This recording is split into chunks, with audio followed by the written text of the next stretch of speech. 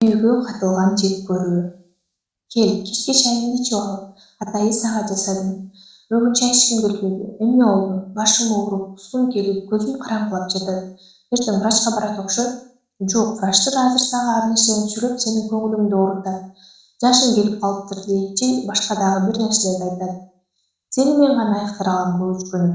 Кел, чайыңды даярдадым. Салия жуурканга башын катты. Азимдин жагымдуу үнүнө алданып, чын эле утурумдук эле баш оору деп ойлоду. Ак буум, көбүчкөнүм дейт айтчу ал. Бир аз көңүл көтөрүлө түшкөндөй болду, бирок зыңылдап ооруп жаткан башын эмне кылаарын билбей жатты. Кел, дагы бир аз уурутта деп жатты Азим. Күйөөсү кинодон азыр чыгып келгендей сулуу жигит эле. Бою, турушу кимди болсо да кызыктыра тургандай жаш жигит болчу. Салия аны көргөн сайын көзү кубанаар эле. Азыр да ыраазы болуп аны тиктеп жатты. Бирок башын бир нерсе кычкач менен кыскандай кыйналат.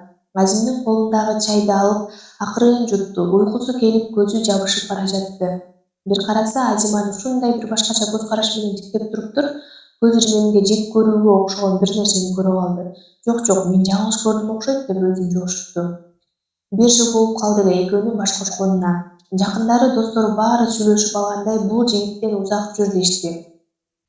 Өзүң 45 чыксаң, 15 жаш кичүү бул жигит сенин байлыгыңды эле көздөп жатат.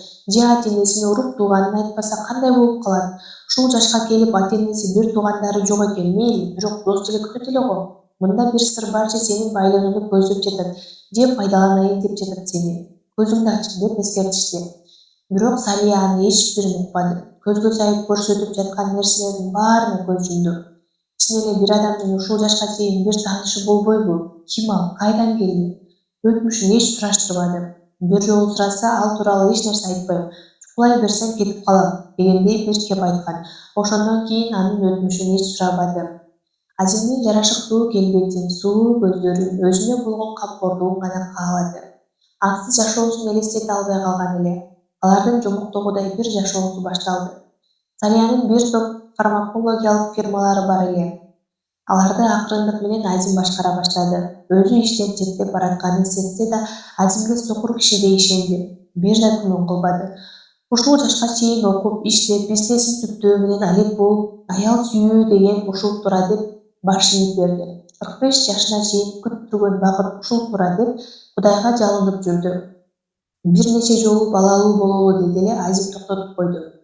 Көкүчкөнүм, ак буум, бизге азыр баланын эмне кереги бар? Өзүбүз үчүн жашайлы, сага мен болсом болду, мага сен болсоң болду. Ал эми бала экөөбүзү бири-бирибизден алыстыда. Бирок эртеңки күнүбүздө бизге эрмек болмок да. Сен экөөбүздүн балабыз ал. Мен баланы сүйбөйм жаным. Сен жетесиң мага. Бул оюңду жогот. Болбосо Азим манипуляция кылганды жакшы билчү. Кимди, эмне менен коркутушту дагы, Салияны да каалагандай курчак кылып ойнотуп жатты. Бечара аял ошондон кийин бала тууралуу үн катпай калган. Жарым жылдан бери баш оору пайда болду. Күндө Азим ага чөптөрдөн чай жасап бере турган. Бир күнү ошол жасап жаткан чайына 1-2 тамчы суюктук айнек кутудан чайга тамызып, кайра чөнтөгүнө салып койгонун байкады. Жүрөгү тыз деп биринчи жолу көңүл. Экинчи жолу кимдир бирөө менен шыбырашып сүйлөшүп жатканын байкады. Дагы бир жолу уйкусунун ортосунда туруп, кийинип сыртка чыгып кетип баратканын байкады. Баш оорусу күчөй бергенден акырын анализ тапшырды. Аябай мыкты тааныш врач эле. Анын айткандары үрөйүн учурду. Сиздин анализинизде оор металл кошулган чоң дозадагы дарыны байкадык. Сиз ичкен дарылардын биринде да бул жок. Сиз кечкисин эмне ичип жатасыз? Чай. Аны өзүңүз даярдайсызбы? Жок, күйөөм, деп баратып калтырап токтоп калды. Азимдин айнек кутудан чайына бир нече тамызып, кайра чөнтөгүнө салган көз алдына элестеди. Жок, мүмкүн эмес. Сиз мыкты фармацевт, бул прамды өзүңүз байкаңызчы. Калтыраган колдору менен баракты алган Салия угуп баштады. Бул ушундай бир уулуу зат экен, акырындык менен организмине таасир берип, акылын, ден соолугун алып тынат экен. Шалактап уктай бергени да ошондон туура көрсө. Эмне кылаарын билбей калды. Азимдин айнектей муздак каректерин эстеп, ичке иринип кетти. Чын эле жакындары, достору айткан нерселерди эми ачык көрө баштады. Анын өзүнө болгон мамилесин эстеди. Чайдан кийин тез эле уктап калчу, өзүн эстеди. Жаны көзүнө көрүнүп бара жатты, бирок баары бир ишенгиси келбей турду.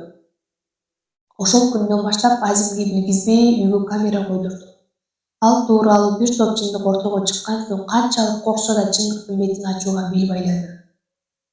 Агасы милициянын капитаны эле болгон окуяны айтып Азимдин телефонуна прослушка койдурду. Кечинде агасы чакыргандан анын кабинетине барды. Агасы унчук баягы жаздырып алынган үндү алдына койду. Айтсак болбодуң эле, өзүң ук. Телефондогу үн бөлмөнү жаңыртып жаткандай сезилди. Ал Азимдин үнү болчу. Мен да жададым жаным, аз калды, болгон нерсеси, үйү, дүнүйү, мүлкү биздики болот деп эле чыдап жүрөм. Болбосо ал картаң кемпирдин жанында жатуу мага оор. Айла жок, жанында азырынча чыга албайм, сен мага ишен. 1 жылдан бери мени алдап келе жатасың.